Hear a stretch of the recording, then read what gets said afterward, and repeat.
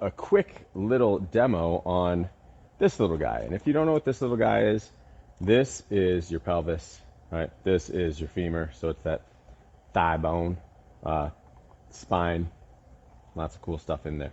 But I want to focus on this little guy for right now, right? So this guy is attached to your hip, right? It's part of the hip complex, and it attaches right there in a little socket that's made just for it, right? And if we take a closer look at what that socket entails, and I don't know if I'm going to get too close for you, but if you look at the shape of that, right, it looks kind of like a round ball. And if I could detach this from this model, you would find that it is pretty much a ball, minus some compartments that are just a little bit rough around the edges. But essentially, this is kind of like a ball grip at the end of this.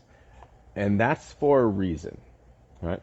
So we look at the hip, and we know that because that's shaped as a ball and the space that is happening in the hip, we know that this thing can go forward and backwards. It can go side to side, and it could go side to side if this was a little freer model. It can go side to side, and it can rotate within this because of the shape that this is and because of the pocket that it's in.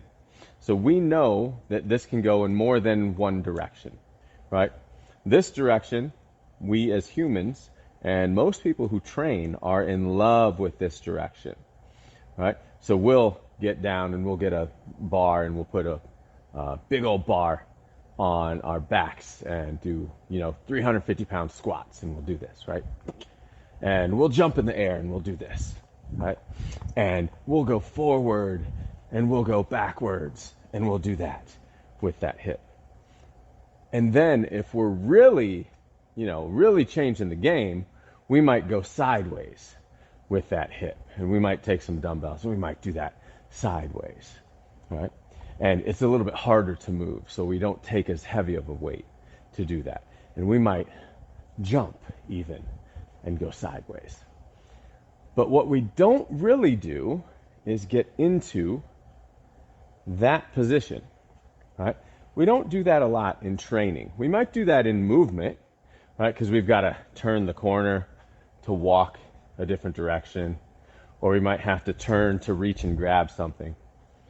But in our training protocols, we don't use that much, right? We don't rotate the hips a whole bunch in training, right? Most people will squat. They'll deadlift, right? Boom, boom, right? Which one of those is that? That's this guy again.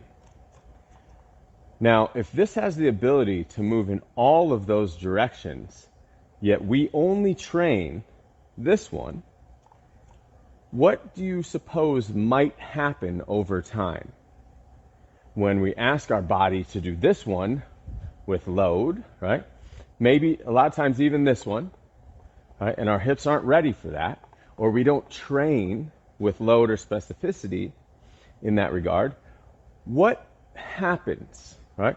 We start to get weaker in those positions, and that's when that kind of, I didn't want that to happen.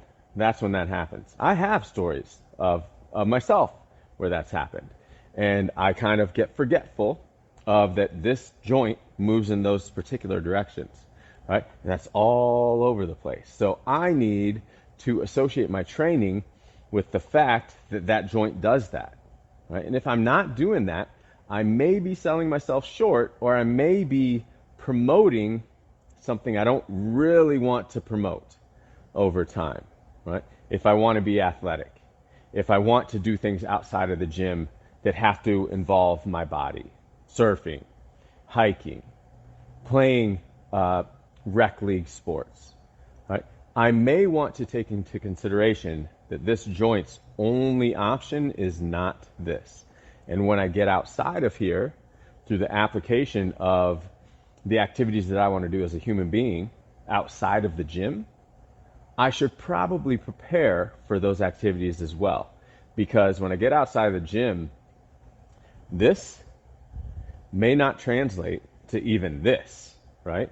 This is very different than this is. So would you think that or that is different than this, right? Or even that. So we have to think about those things and take into consideration, why do you suppose this is shaped like this, right? It's not on accident. This has the ability to do a few things, right? A lot of few things. And if you don't expose that and train that in those directions, in those ways, you may not get the full benefit of what this little guy can do. And you may ask yourself, why wasn't I doing those things? Because this little guy wants you to do those things.